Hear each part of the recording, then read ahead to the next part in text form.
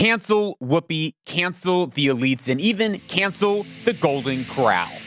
Hey, it's Lucas Scrobot, and you're listening to the Lucas Scrobot Show, where we uncover purpose, pursue truth, and own the future. Episode 269. It is February 3rd, 2022. Happy Chinese New Year. If you happen to be celebrating the Chinese New Year here on the show, we are celebrating just another day of goodness and wildness on, on the internet web, on the world, in the world, especially when it comes to the story with this Golden Corral that we'll come up with in towards the middle of the show with, yeah, that makes sense. Before I get into today's episode, missiles are continuing to fly over the Arabian Peninsula with the Houthis attempting to land another ballistic missile in the UAE upon the visiting of the Israeli Prime Minister to Abu Dhabi. Luckily, praise God, alhamdulillah, they shot this ballistic missile down. But I said it in the previous episode, I need to say it again. If this was happening anywhere else in the world, if this was in New York City, if this was LA, if this was Moscow, people would be losing their minds. People would be war drums. People would be freaking out. And it just seems like, well, we're just going along as business as usual over here. And I understand why. The tactic of the Houthis is to terrorize. It is terror. It is pure terrorism. And it's fear. And we're talking about the contagion of fear today. I'm just going to leave it at that. Things are continuing to shift and change, not just on a global scale, but even specifically here in the Middle East, here in the Arabian Peninsula. We are going to continue to see big changes socially, politically. And I do not mean those for the bad. I think we're going to see some amazing shifts, but I think it's going to also mean difficult and hard times. And I think that's going to be across the world. We see right now tensions building up between Russia and the Ukraine. What does that mean on a global scale? We see Canada falling apart. We see America continuing to go crazy. They've been going crazy for a long time now, as long as I can remember. But that means problems are not always a bad thing. Problems are a good thing. In that, you can be a person that solves people's problems. That's what leaders do, and you are a leader in some regard. Now, whether that is just leading yourself as an individual, whether that's leading your family, leading your team, even if you're not in a leadership position, you could be leading your team because people are looking to you as for social cues of how to respond to a situation. What's the attitude I should have towards this? We can lead by influence, even if we don't have a title. It's actually a much more powerful position to lead from. I was telling my son this the other day, that leaders are also followers. Leaders are followers. Everyone is following someone, and everyone is leading someone. So leaders are people who solve problems for people. And if there are bigger problems that are happening across the globe, that means we can solve problems, whether it's for our family, for our community, for our friends. We can solve and should be solving problems. And that's what we talk about here on the show. How do we create strong, robust, personal, family, and corporate culture or social culture? I guess we don't really talk about corporate stuff very much, but social culture and fabric so that we can withstand when the trials and the tribulations come, because they will come and they are coming. Speaking of trials and tribulations, they are coming to Whoopi Goldberg. Whoopi, famous voice on The View. We've played her clips a few times. I can't think of nearly anything I agree with her on. And she's being canceled this week for her statements on what she said regarding the Holocaust. So the backstory, there's this book, Mouse, a graphic novel, kind of cartoon novel on the Holocaust. And there's some pictures of nudity. There's some swearing. And a school board in America decided to take it out of their curriculum for reading the Holocaust. Now, what this means is that they're still going to study something about the Holocaust. They're just not going to use this book, which is, I studied English literature. I don't think we should be canceling any books. I can understand why a school board would have to make that decision, whether I agree with it or not. That's a hard choice. I'm not sitting in the position of that school board, but I think things like the Holocaust, where 6 million Jews died, we ought to look at that from a graphic standpoint. We need to understand, not just on a theoretical level, but we all need to understand what was really happening there, including Whoopi Goldberg. Here is Whoopi. So 2 schools are being accused of banning books after one in Washington state pulled To Kill a Mockingbird off their required reading Also list a great after book. complaints from students and parents, including a former black student who said it made her uncomfortable, and a Tennessee school pulled the graphic novel Mouse. So first on To Kill a Mockingbird, yes, that book should make you uncomfortable. That is real history. I don't understand why we're pulling that book. But again, it's a school board. It's just not on required reading anymore. Continues. Out of their lessons on the Holocaust because it contained some nudity and some bad language. Personally, I'm shocked because, given the story of Mouse, I'm surprised that that's what made you uncomfortable, the fact that there was some nudity and... Whoopi and I agree on a sentence. This is amazing. There's some things I do agree with her on in part, but in whole, there's some big issues. She continues. I mean, it's about the Holocaust, the killing of 6 million people, but that didn't bother you. But the naked. I'm not sure that they don't use the naked part as a kind of a canard to throw you off from the fact that they don't like history that makes white people look bad. Mm-hmm. Oh, so the argument that they're really making here, and this is really through the whole segment, it's a 6-minute segment, we're not going to play the whole thing, but the argument that's being made is, the reason they canceled it is because they're actually white supremacists that canceled it that don't like their history. They don't like the fact that it's exposing a bad side of white history because it's quote unquote, and we're going to get into this, quote unquote, white on white. It's not a race issue, says Whoopi in this next clip. She says, it's just it's just humans being ugly. Which, before we get into this next clip where she says this, I want to say this. I do agree with that, except for the fact that I agree with that all the time. Whoopi does not agree with that all the time. Apparently, what happened in the Holocaust had nothing to do with racism. And according to their definition, it doesn't, because they have redefined the left, progressive left, have redefined racism. We'll get into that. Here's the clip that really got Whoopi into big trouble, that's causing her to be canceled by her own show. Let's be truthful about it, because the Holocaust isn't about race. No. Wait, I'm going to play that again. Oh, my goodness. Let's be truthful about it, because the Holocaust isn't about race. The Holocaust isn't about race. Then what's it about? Whoopi, please enlighten me.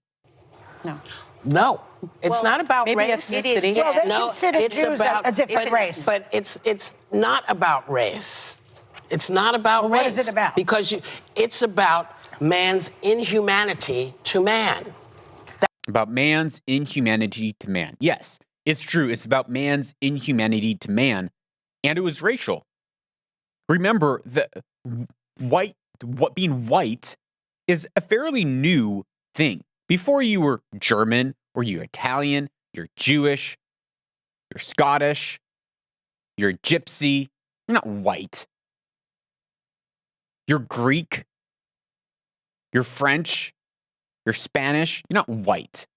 But now, what progressives have done, and this was intentional, this was an intentional change in language, even starting back in the 30s and 40s, to begin to change some of this language to have actually more infighting between people. She goes on. That's what it's about. But it's about white supremacy. It's Well, about but going it's not- after it's Jews not about and ideal race. gypsies It's and But these are two Romans. white groups of people. Aha, these are two white groups of people, so it couldn't be about race because, in their view, race is the color of your skin, which has a real issue. Has a real issue. What happens when you have an albino or someone who is quote unquote white passing? I've had many conversations where I said, well, this person, take some whatever random story. If I bring up an example of someone who is succeeding in life or someone who commits a crime and saying, well, they were actually Hispanic. Oh, well, they're white passing. Okay, so now anyone who is doing something and they're kind of white passing, they fall in the white category, and it's all depending on the tone of your skin. So it's not about race, it's about color in their mind. And even that is arguable. The problem with race, and we've mentioned it here, it's this term that is it's not made up, but it's made up in a way that it's not concrete, it's not definable. Because you could have someone from a Tongan background that has very white skin, and you could say, well, they're white passing, and therefore they don't really count as a person of color. Oh my goodness. Okay, this clip goes on.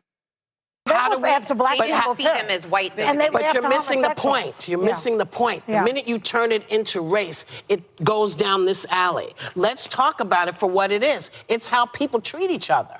It's a problem. It doesn't matter if you're black or white, because black, white, Jews, everybody eats each other. So is it?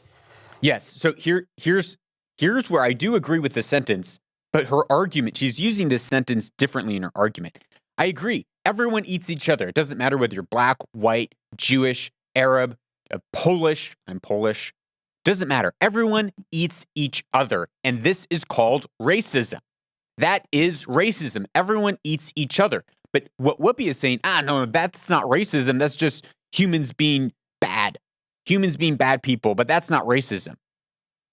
Racism has to do with power structures and the color of your skin. And a Jew, because they're so successful, most Jews, the Jewish community is being less than 1% of the global population, and yet they're very successful as an ethnic group.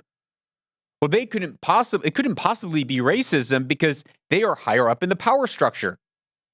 And it doesn't fit into our narrative of people of color. And it depends on the color of your skin. But what the Holocaust does show is that racism is actually about normally across the world, minus America. In America today, the way that the social fabric is made up, to a large extent, we're really not looking at what is your ethnic background. Me being mostly a Pole doesn't really affect my standing in America. Before even 50 years ago, whether you're Italian, whether you're Polish, whether you're Irish, those things really matter. The Irish really did get lynched in America because they were Irish. But it's now melted where now whiteness is being all clumped in. So you're not seeing it as much. But I bring that point up to bring this up. In the rest of the world, pretty much everywhere else, your tribe, your ethnicity, it matters. It is the question that is asked. Where are you from?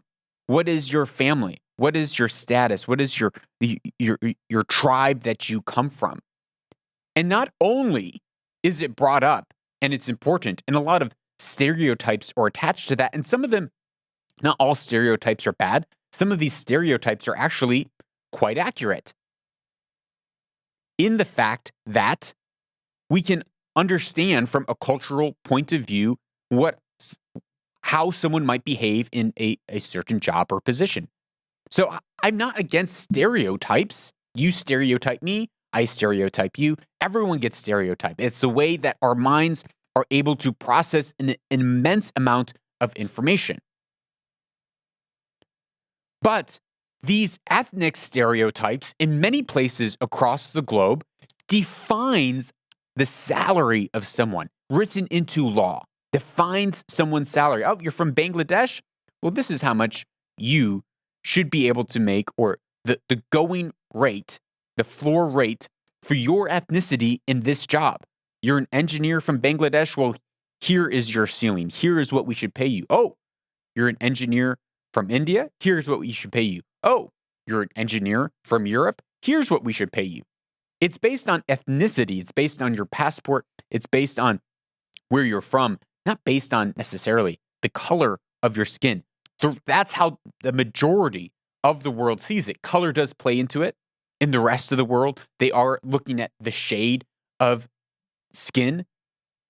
And oftentimes marriages won't go through because the family doesn't like the tone or the shade of the person that they're going to marry, even if they're from an acceptable tribe or acceptable ethnicity. So it does play into it. I'm not saying that it doesn't, but I'm also pointing out that once you take away ethnicity from race and you make it only about the color of your skin, you get into these problems, these semantics that are confusing because your language is loose. Your language is loose. Here's the rest of this clip by Whoopi. If you're uncomfortable, if you hear about mouse, should you be worried? Should your child say, oh my God, I wonder if that's me? No, that's not what they're going to say. They're going to say, I don't want to be like that. Well, hopefully. I want to be cool. Yeah. And well, so that clip really didn't add much. Apologize for that. Whoopi goes on to double down. So Whoopi gets then called out. This narrative goes. Whoopi then gets called out. She issues an apology. The classic. I'm going to learn. Thank you for telling me. I'm aware of what I said was hurtful. It's not what it meant. And then she goes on. She goes on a late night show with Culper, and she doubles down. She doubles down on her statements that the Holocaust was not about racism. It was about just the badness of humanity. Which, again, it's like, in some ways, I agree, but I agree in a different, I come to a different conclusion of it, which is it's not about the color of your skin.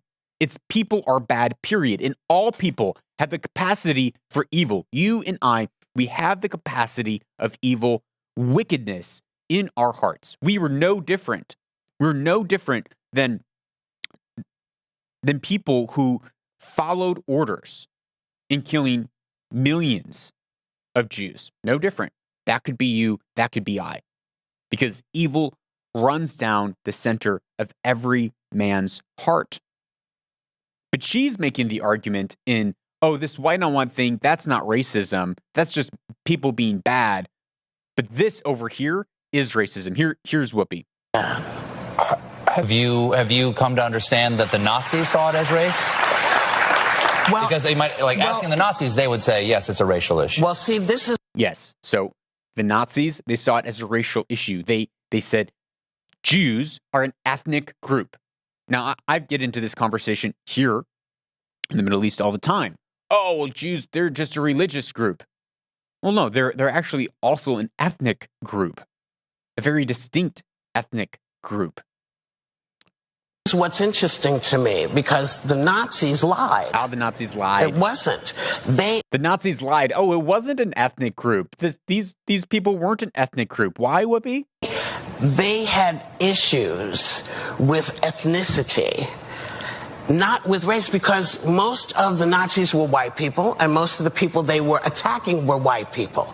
See, and here's the problem. Here's the problem with Whoopi's statement. Most of the people they were attacking were white people, and the people they were attacking were white people. But this is where this construct of race totally breaks down.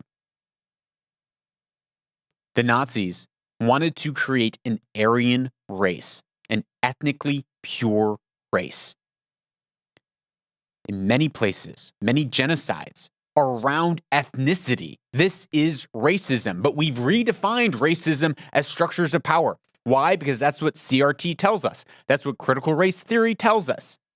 That's what intersectional race theory tells us, that it is people who are lower in the power structure that are being oppressed, and that is racism. And if you are from an Asian American background, if you are from an Indian background, and you're living in America, and you are succeeding, disproportionately successful for your population in places of power and influence, well, that's because you're using white thinking.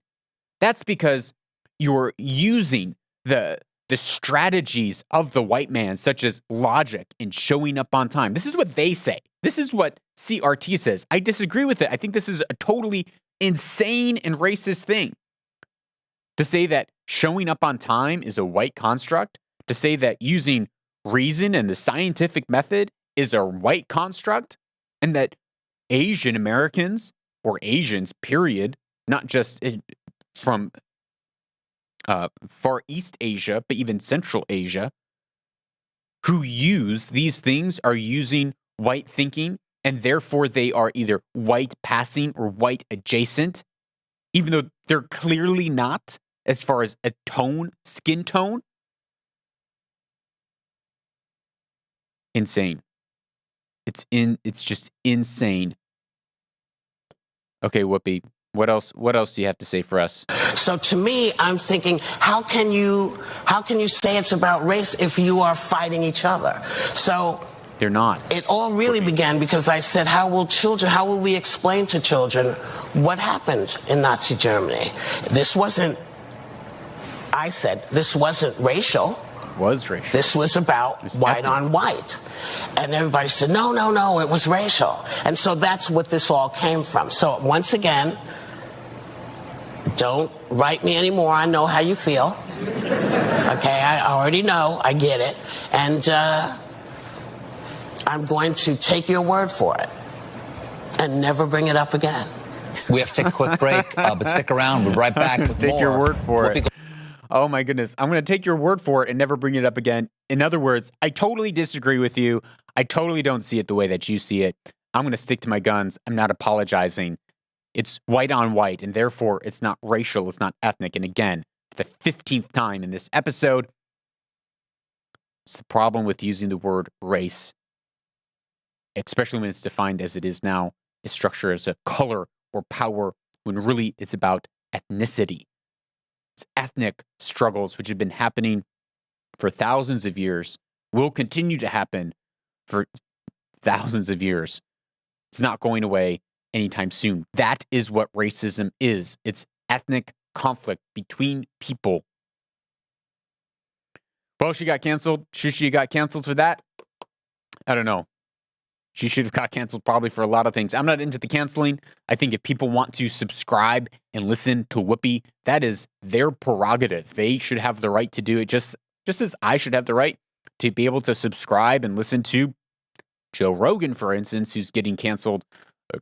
People are trying to cancel him off of Spotify. Right now, people are just cutting off their nose to spite their faces and taking their own music off of Spotify, which might not be a bad decision, as depends on how much cash flow they're getting from Spotify. But I'm not a fan of canceling. I can understand why the network would have taken her off the air, probably just to save their butts, for,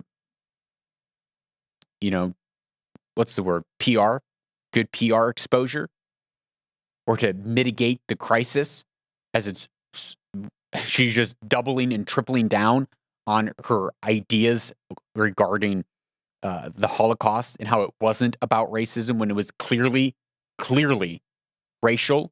But the issue is, even today, it still should be and stands that it's not white on white, it's ethnic. And these ethnic conflicts, we used to see them as Italians as being a different race, a different nationality, Jews being a different race, Germans being a different race, Irish being a different race. And it still is today in everywhere else in the world. Still is today. Still is today. Well, speaking of canceling, The truckers in Canada are canceling the ruling elite. They have had enough. They have had enough with mandates and lockdowns. This all started because the Canadian government decided to mandate vaccines for truckers. The trucking community, which were called to be a fringe minority in Canada, have blocked up all the roads in Ottawa. They've blocked up international borders going from Canada to Montana, causing havoc across the country. And right now, 3 out of 10 people in Canada support these trucker protests. 3 out of 10. That's hardly a fringe minority. Well, the police have said that the protest is not lawful, and they have resources in place to make arrests and tow vehicles, trucks away. And they said this, quote, "What may have begun as a peaceful assembly quickly turned into an unlawful blockade, while Alberta RCMP has been in a position to conduct enforcement. We have been engaging with protesters, and we will begin to arrest and tow if we need be." Well, so they call, this is great. The police made requests to local towing companies to assist in the removing of vehicles participating in the blockade at the border, including those in Calgary and other cities across Canada. But the towing companies were unwilling to do so, according to a report from the Western Standard 1. A company, Citywide Towing, told the Western Standard that it had sent tow trucks to help support stranded drivers at the blockade, and that none of its vehicles stayed on scene to assist the authorities. In other words, the tow trucks are like, no way. We're standing with the truckers. We're not going to turn on our own. We're not going to help you tow these guys. We want to see these mandates lifted. What do they want specifically? The national movement of truckers began after the federal government imposed a requirement for COVID-19 vaccination for all drivers crossing the U.S.-Canadian border, but the movement has since expanded to request the lifting of all provincial and federal COVID-19 restrictions and mandates. One of those mandates that Canada was going to put in place was going to tax the unvaccinated. They were literally going to tax. Quebec was going to tax people who were unvaccinated to make up for the cost of those who have to go to the hospital because the unvaccinated are not carrying their fair share. Just wildly crazy. Here's a clip by Dennis Prager on commenting on what's happening with the truckers. It's another example that the upper classes are the tyrants, and the middle class and lower class prefer liberty. Yes. It's a very interesting phenomenon, and I know this for my whole life because my field of study was communism, incredibly, given the world that we live in now. And one observer noted all the support for Stalin in America and the West, and said it was the intellectuals who supported Stalin. The hard hats hated him. Yep. What Dennis is saying is, during the Soviet Union, it was the lower and middle class in the rest of the world who were against Stalin, who resisted Stalin, who did not like him. But it was the ruling elites who were very pro-Stalin. They really liked what was happening. And he's saying, here again, we look at these mandates, we look at these the ruling elite seeking to control and have power over society, over people who also at the same time sit far above the law. These kings of modern day, they see themselves above the law, and as an elite seek to rule the masses and tell the masses how they ought to live because they know best. You should be happy in your little life down there, and we're going to control and tell you exactly how to be happy. We're going to tell you exactly how to live. We're going to rule your life. But it's the middle class, the lower class, who resist tyranny, and it has been for thousands of years. The resisting of tyranny and the embracing of freedom comes from the lower and the middle class. The people who are saying, no, we don't want you to tell us how we ought to live. Give us our freedoms. Give us our rights. Don't tell us where we can't go, what restaurants we can or can't eat at, what businesses are essential or non-essential. And about those businesses being essential or non-essential, that is the exact language they used in the Holocaust, by the way. Oh, are you an essential worker? Oh, no, you're a geography teacher. You're not an essential worker. You're not essential to the war. Sorry, Jew, we're going to liquidate you right now. Oh, you, and this is what they did to the Jews, by the way, just that's why I used the word Jew. It wasn't a racial, ethnic slur. You are a metal worker? Okay, that is an essential worker because we are going to be able to use you in a labor camp to build our German war machine, our Nazi war machine.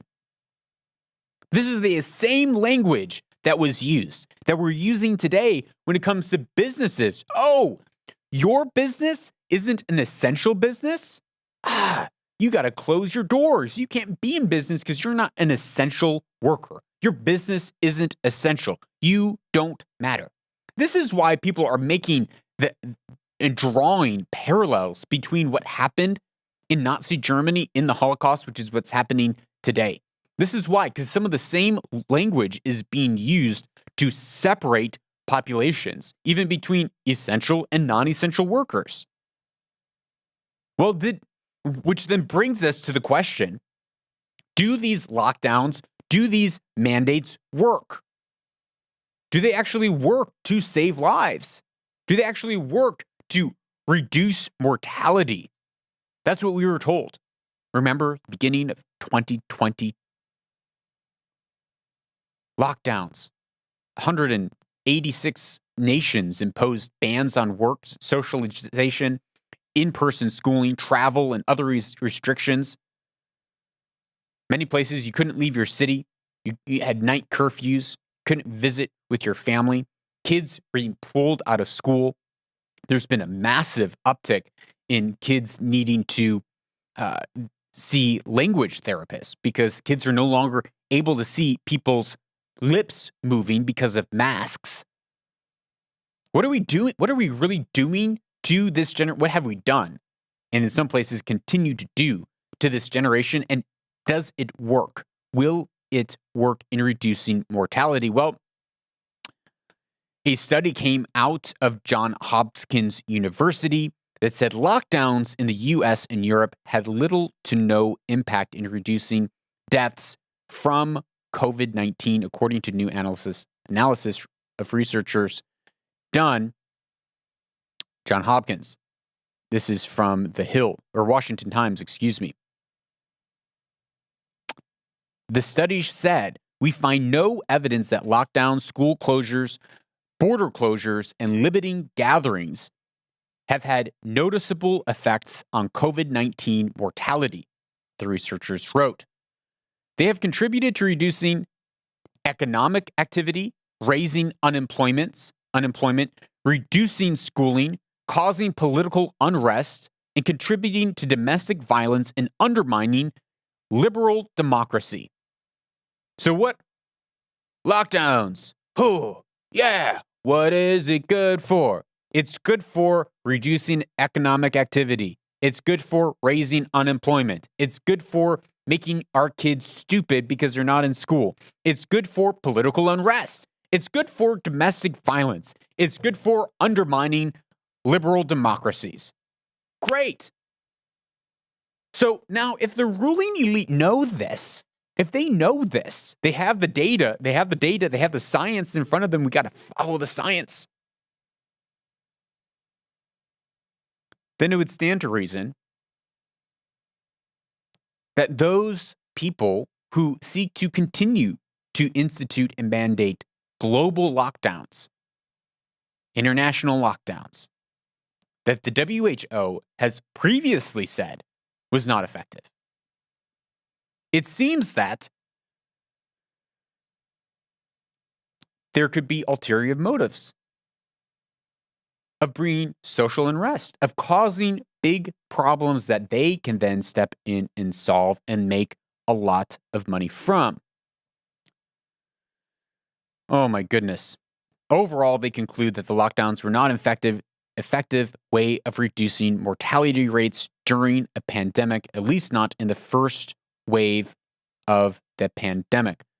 This study, when you look at the actual data, it was limited in its scope. It was looking at US and Europe, and it was looking at the lockdowns from March to September of 2020. Now, these were not looking at voluntary measures that people took, but they were looking at mandated measures such as no indoor dining, quarantines, the closing of schools and businesses. So it was limited in its scope. It wasn't everything that every nation did. It was limited in its scope. It said that these strict lockdowns on average only reduced deaths by 0.2%. Only reduced them by 0.2% of mortality rates. It also said, for full transparency, that when looking at specific measures, not just the broad lockdowns, but some specific measures did prove to be helpful in reducing deaths by approximately 10.6%. One of those was the closing of non-essential businesses. It also said that the shelter-in-place mandates, again, I think are just ridiculous, reduced deaths by 2.9%. This is what the average in these studies show. So it's not just 0.2%, but that was on average. But they did say that some specific things proved to reduce mortality rates. So figure to throw in that caveat in there just for the sake of honesty and clarity. But what lockdowns? What's going to happen? What is the future of lockdowns? Is there a future in lockdowns? Well, yes, there is. Don't worry if you loved lockdowns because you had an excuse to stay at home and binge your life away on Netflix. And if you love the fact that you couldn't go to a park, couldn't go outside, couldn't go to beaches, zoos, if you like that, don't worry. More of it is coming your way, and it's not just a fairy tale. It's not just hype. But in November of 2020, the Red Cross proclaimed that climate change is a bigger threat than COVID-19 and should be confronted with the same urgency. It's climate change, ladies and gentlemen. Climate change. Are we going to see climate lockdowns? Just like we saw COVID lockdowns that start gradually and discreetly and that slowly ramp up, putting special carbon taxes on people who don't comply, making people who question these carbon tax, question the movement restrictions, questioning people who, why do some people have special rights to travel and other people don't? Well, those people will probably be labeled as climate deniers or simply a domestic terrorist.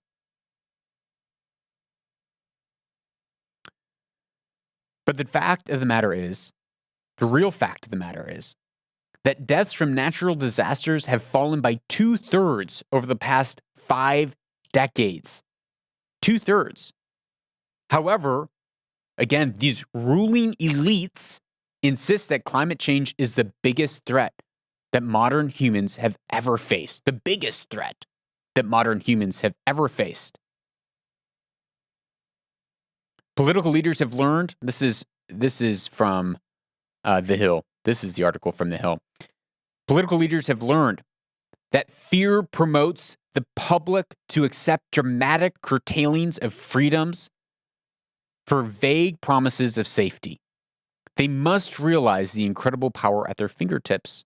COVID-19 gave the government mouse a cookie, and power-hungry officials and bureaucrats can utilize the precedents of the past 2 years to institute a much longer and much more comprehensive lockdown.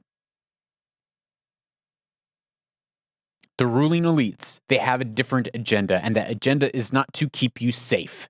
It's not to keep me safe. That's my job. The government's job is not to keep me safe. It's not to provide for me. The government is not my daddy. It's not. But we have a responsibility to keep our families safe, to raise our families, to strengthen our communities. That's our job. And endless lockdowns with vague promises of safety. The measures that they're suggesting to save the planet from climate change, which notice it moved from global warming to climate change because they realized that they couldn't really prove global warming.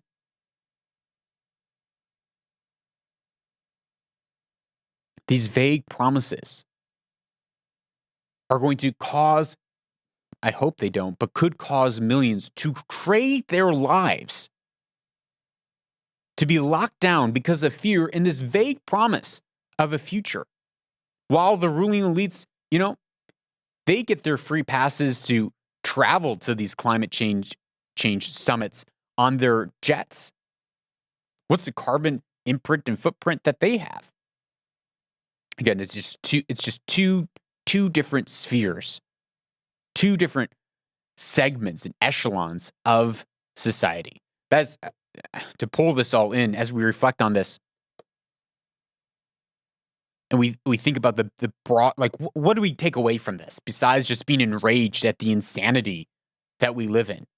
And makes us feel more powerless. This can all make us feel more powerless, but I reflect on this, and this is what I get out. It's truth, living in truth that leads to freedom, right? It's the truth that sets you free. And truth is not just knowledge, but it has to be lived out. It has to be lived out. And no matter what circumstances you are in, if you personally are living out truth, you have freedom in those areas. You can live free no matter whether there's government instituted lockdowns or not. You can live free. So in this, I zoom back out, or maybe I zoom back in, and I think about our personal lives. And I ask myself, what is the principle, what is the truth that we ought to grab onto to implement into our lives so that we can walk out in our purpose? And one of those truths, I believe, is humility. That the ruling elite that we see today seem to really lack empathy and seem to lack humility in those that they lead.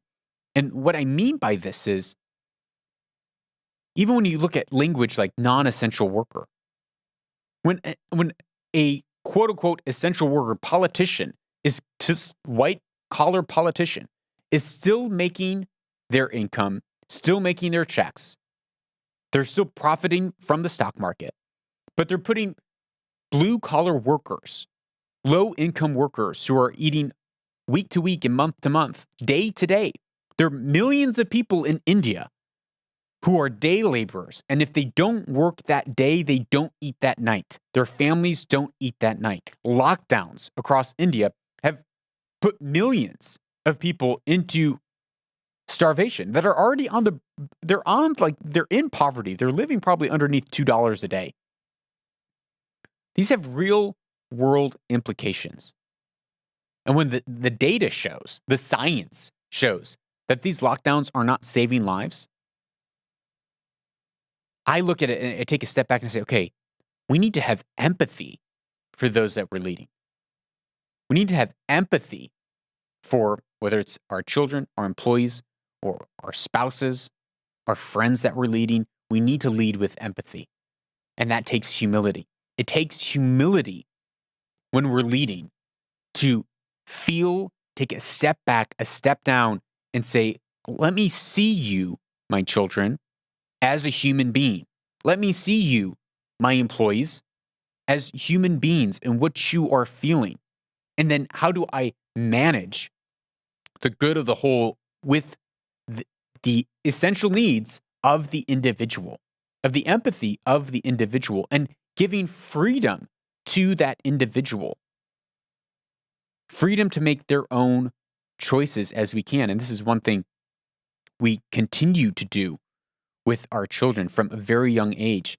We always seek to give our kids autonomy and freedom to make their choices, to get their food, to do things for themselves to make them strong and powerful people. I do this with employees. When we're working on a project together, I always seek to give the most amount of creative freedom that I can to them so that they can grow and have empathy and say, what do you think is going to be best for you in this situation? It doesn't always work. But we need to lead with humility and empathy. And that is a gate that enters into that field of truth where we live in freedom. Rather than being a micromanager, rather than being someone who is leading from a place of being above the law. This is how we step into purpose. This is how we step into truth. Yeah, that makes sense. Yeah, that makes sense. In a post-truth society where we've exchanged truth for lies and reasons for postmodern irrationality, the absurd, it finally makes sense. Well, I'm sure today that Whoopi should have won the position for yeah, that makes sense, as it was a perfect spot. But instead, we have something a little bit more light, maybe light. I don't know. It's pretty violent and insane. So there is something for those of you who are not American. That's an American institution, if you will, and that is the Golden Corral. The Golden Corral is a steak buffet restaurant. You come, you pay your $24.99 or your $19.99, I don't even know what it is, and you go to the Golden Corral, and it just even the name of it, I get this picture of a farm with troughs and slop being thrown down, and the animals just gathering around and eating to their heart's delight until they're stuffed and gorged. And, you know, of course, the food at these places are just stuffed full of starches to fill up your belly, grease. Oh, man. I mean, maybe you're a fan of the Golden Corral. I don't know. But the thought of it right now, maybe because it's early in the morning, is just, it kind of makes your stomach turn. You can already feel the stomach ache from afterwards. Well, oh my goodness. If you're listening and not watching, I'll do my best to describe the scene that we are about to see that took place in the Golden Corral, which is a steak buffet, by the way, and they ran out of steaks. And so what is the response of these kind and loving people at the Golden Corral? Well, let's see. You can see a group of people amassed around some tables, yelling. Everyone's yelling. Chairs start coming out. People start picking up tables. And now full-on brawl where people are throwing high chairs. People are throwing tables. People are brawling. The staff begins to, this one brave lady towards the end of the clip comes in to break up a fight where people are literally picking up tables, those big heavy tables with the metal X's at the bottom, to try to and throwing them across the room at other people, a full-on brawl. This one brave lady steps in to get this guy to put down a table, and people are still throwing chairs. Insanity. I'm sure this is not new to the world. I'm sure that in the wild, wild west and in the Stone Ages and in the medieval times, in the Dark Ages, there were brawls over food all the time. No doubt. No doubt this is not a new phenomenon, but it does show the decadence that we live in today's society. The decadence. Here we are at an all-we-can-eat buffet, and we run out of steak. Steak of all things. A luxury, a decadence. And we go crazy because we can't have all that we can eat steak. Sure, it can show a sign of, oh, look, the supply chain is breaking down. But I think what more it shows, at least to me, is as I said, the decadence that we live in, the spoiledness that we live in, that we live like kings. We live like kings. And what are you going to do about it? What are you going to do with your privilege? Because we really do. We all, every person alive today has an immense amount of privilege. Every single person. What are we going to do about it? How are we going to live our lives? Are we going to live our lives in a way that lays our life down for other people, that sacrifices something of worth to make an impact? Well, I hope so. That's what I certainly want to do. My wife and I, a little sidebar, my wife and I watched Schindler's List the other week, which is a story of Oskar Schindler saving thousands. He was a Nazi in Nazi Germany, and he profited off of the slave labors of Jews. But then his heart was transformed of someone who was just a womanizer who loved money to all of a sudden one of empathy and humility. And he ended up buying with millions of dollars and paying for over 1,300 Jews to be rescued by extracting them out of these death camps and putting into camps to work in his factories, but he's saving their lives. And at the end of the film, and at the end of his life in real life, it's a true story. He's saved thousands of lives, or 1,000 lives, 1,300. And the war is over, and he has this moment, and he realizes, he looks at his ring, he looks at his car, and he says, that car could have saved 10 more lives. This pin, it's gold. It could have saved one, maybe two, one more life. I could have gotten one more soul out, but I was so self-consumed. Even in the midst of my saving thousands of people, I was self-consumed. And that really struck me and my wife at the heart. And I want to be someone who doesn't hold on to the temporal things of this world, of the decadence and softness that we live in, but I want to burn my life out, burn my resources out to impact the most amount of lives. Well, in order to do that, in order to stay on the show, in order for the show to stay on the air, well, it's done by viewers and listeners like you. Thousands of people tune into this show every month, and we are so grateful that you are here, that you give your time and attention to this program, to this production. Thank you. Thank you so much. It's such an honor, honestly.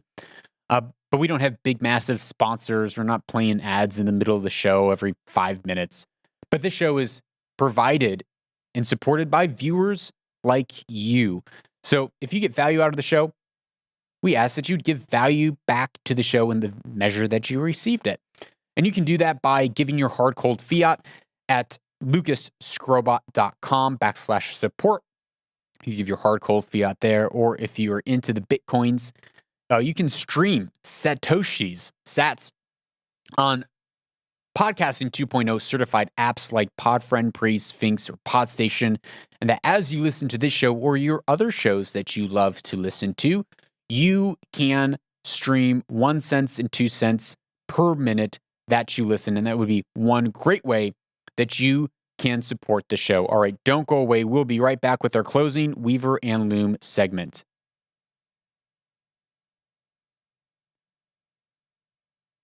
Oh, here's the audio.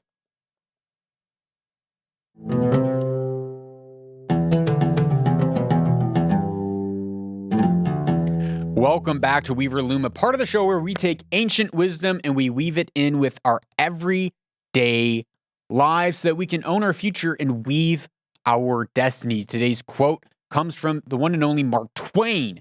Mark Twain said this, wrote this: "The fear of death follows from the fear of life. A man who lives fully is prepared to die at any time." This is what we're seeing with, I was in a cab just a couple days ago talking to the cab driver. He was just rattling on, just impassioned, rattling on about how many people have lost their businesses because they had to close their doors. How many people have lost their livelihoods? How many millions, but hundreds of thousands of people have lost their jobs. Businesses closed. And he said, people aren't dying. And I know this is what he said. People aren't dying from corona. They're dying from fear. Now, I understand people are actually dying from corona. That's not what I'm saying. So don't fake news me. But this is what he's saying. People are dying from fear. They're dying from fear, not from this other thing, but they're losing their lives because of paralyzing fear that they are under. And this is why people are willing to give up their lives and go into lockdowns to lose their livelihoods, because it's the fear of death which follows from the fear of life. People aren't willing to live and are afraid to live. We normally don't include a article in this section of the show, but there was a study that found that fear is contagious, that fear is a contagion. And when you are around people who are experiencing fear, when you're in the crowd, there's not safety in numbers, but there's fear in numbers. That when someone else begins afraid, they release pheromones and hormones, and your body picks up on that and smells that and follows those social cues, and you move further into fear. So 2 takeaways from that is: 1, go alone, start alone. It's okay to be someone who forges out when everyone else is afraid, because oftentimes that groupthink mentality can bind you into groupthink and can be very dangerous when we're bound up in fear. The other thing is, be a person who leads those groups, who settles and calms the hearts and the minds and does not fearmonger. Well, that is all for today's episode. So thank you so much for being here, listening, and supporting the show. We could not do it without you. If you want to get more value out of the show, one of the ways is by telling someone that you love about the episode. Text them the episode. Don't just post it on social media and say, "Hey, I listened to the show. He said a bunch of crazy things. What do you think?" Also, if you have a question, you can WhatsApp me at +1 202 922 0220. You can ask me a question about this episode or any other episodes, and if the question is bad enough, I will definitely answer it here right on the show. Remember, you are someone who goes out, who pursues and lives in truth, in humility and empathy, which enables you to own the future.